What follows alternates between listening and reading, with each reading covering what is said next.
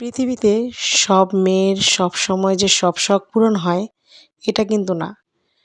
কোনো সময় অনেক শখ অপূর্ণই থেকে যায়। তাই আমি সবসময় চিন্তা ভাবনা করি আমি আমার মেয়েকে সব শখ পূরণ করে তারপরেই বিয়ে দেব। যাতে তার অন্যের প্রতি বা অন্যের কোনো কিছুর প্রতি কোনো আফসোস না থাকে।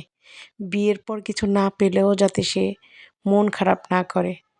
তার সব শখ পূরণ হতেই হবে এমন বায়না না করে। সবসময় আমি চাই সে আমার ঘরে সম্পূর্ণ শখ আহ্লাদ মিটিয়ে যাক।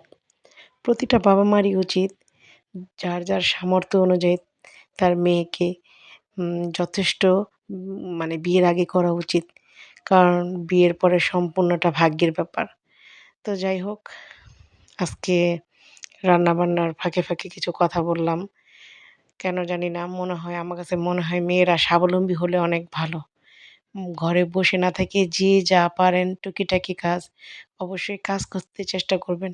যে যতটুকুই পারেন। আমি রান্না করতে ভালোবাসি, রান্না পারি, মোটামুটি রান্নাবান্না নিয়ে কাজ করতেছি। আর এটা নিয়ে আমার অনেক বড় স্বপ্ন।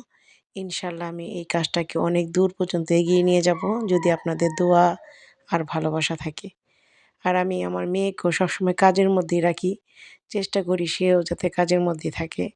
আর আমার কিছু বোঝাতে হয় না আলহামদুলিল্লাহ। সে মোটামুটি সবকিছু অ্যাডভান্স বুঝে ফেলে। তো যতটুকু পেয়েছি আলহামদুলিল্লাহ আমি খুবই সন্তুষ্ট আমার মেয়ের প্রতি।